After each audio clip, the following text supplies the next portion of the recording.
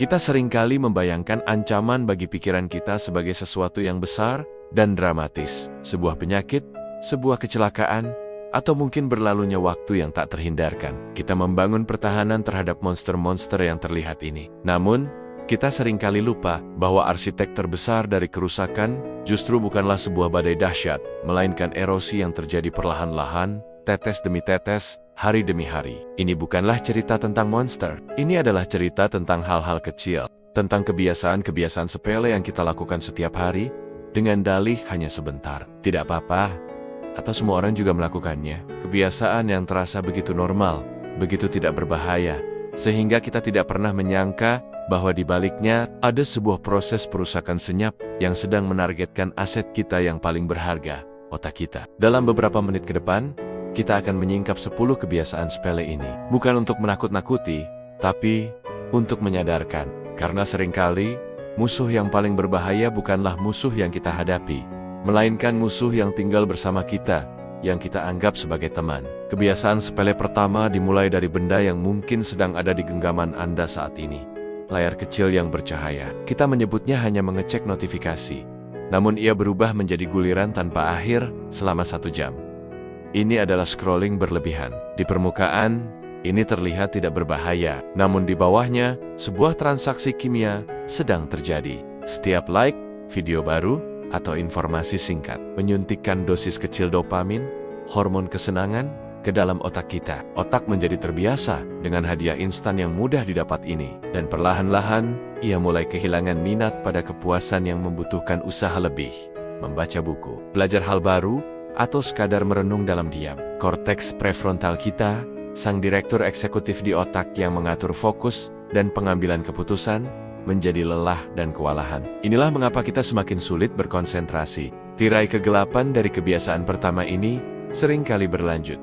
Bahkan setelah lampu kamar dimatikan, kita janji pada diri sendiri untuk tidur, tapi ada godaan 1 episode lagi, atau membalas 1 pesan lagi. Inilah kebiasaan sepele kedua, mengorbankan waktu tidur. Kita menganggapnya sebagai pertukaran yang adil untuk sedikit hiburan tambahan. Tapi bagi otak, ini adalah sabotase. Saat kita tidur, otak tidak beristirahat, ia bekerja keras layaknya kru pembersih di malam hari, membuang racun metabolik yang menumpuk, mengkonsolidasikan ingatan, dan memperbaiki sirkuitnya. Ketika kita mengurangi waktu kerjanya, kita membiarkan sampah menumpuk. Hasilnya di pagi hari bukanlah sekadar rasa kantuk, melainkan kabut pikiran, emosi yang tidak stabil, dan penurunan daya ingat. 2 kebiasaan ini kemudian melahirkan anak haramnya yang ketiga, kemalasan mental.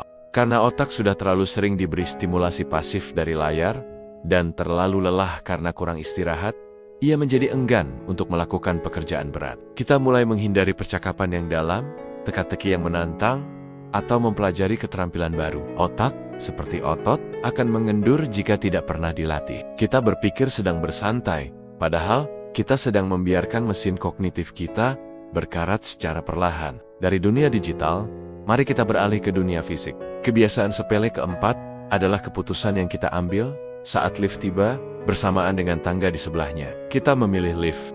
Ini adalah simbol dari kurangnya aktivitas fisik. Kita menganggapnya sebagai penghematan energi, sebuah efisiensi kecil. Namun bagi otak, kita sedang memotong jalur pasokan utamanya. Gerakan fisik memompa darah yang kaya oksigen ke otak, memicu pelepasan protein ajaib yang disebut BDNF, yang berfungsi sebagai pupuk bagi sel otak baru. Dengan memilih untuk diam, kita secara harfiah membuat otak kita kelaparan akan oksigen dan nutrisi penting untuk bertumbuh. Kelaparan ini diperparah oleh kebiasaan sepele kelima dan keenam, yang seringkali terjadi bersamaan, pola makan yang buruk dan dehidrasi. Keputusan sepele untuk memilih minuman manis ketimbang air putih, atau camilan olahan ketimbang buah. Kita melakukannya untuk kepuasan sesaat, tapi di tingkat seluler, kita sedang menyiram api peradangan di dalam otak kita. Gula berlebih dan lemak jahat menciptakan lingkungan yang toksik bagi neuron, sementara kekurangan air membuat volume otak menyusut sementara, memperlambat semua proses berpikir dan komunikasi antar selnya. Kita merasa sulit fokus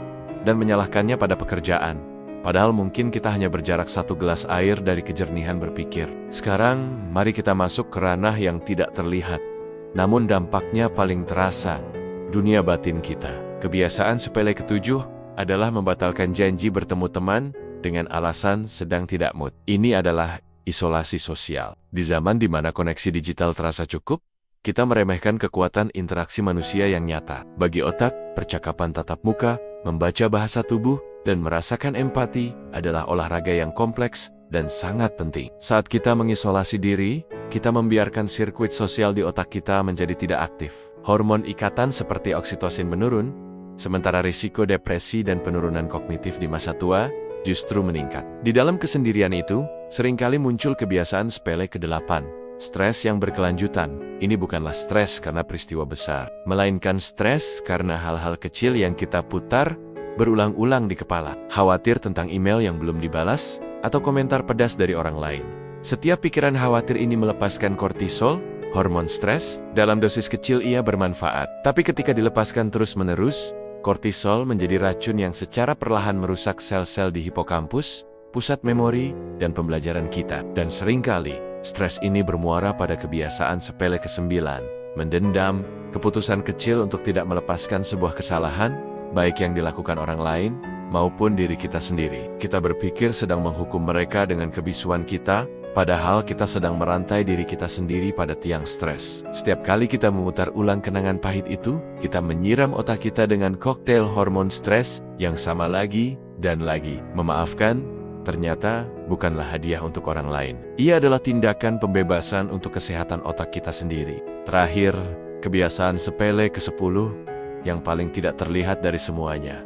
Mengabaikan lingkungan kita, menggunakan produk pembersih dengan bahan kimia keras tanpa ventilasi, atau tidak peduli dengan kualitas udara dan air di sekitar kita. Ini adalah paparan terhadap logam berat dan racun lingkungan. Dalam skala mikro, partikel-partikel ini bisa masuk ke dalam aliran darah dan melewati sawar darah otak, menyebabkan peradangan dan kerusakan oksidatif jangka panjang yang berkontribusi pada penyakit neurodegeneratif. 10 kebiasaan: scrolling, kurang tidur, malas mental, kurang gerak, makan buruk, dehidrasi, isolasi, stres kronis, mendendam, dan mengabaikan lingkungan. Tak ada satupun yang terasa seperti sebuah bencana. Semuanya terasa seperti pilihan kecil dalam kehidupan sehari-hari. Tapi disinilah letak kekuatannya yang mengerikan. Bagaikan ribuan tetesan air yang bisa melubangi batu yang paling keras. Akumulasi dari pilihan-pilihan sepele inilah yang diam-diam mengikis fondasi kecerdasan, ingatan, dan kejernihan pikiran kita. Namun,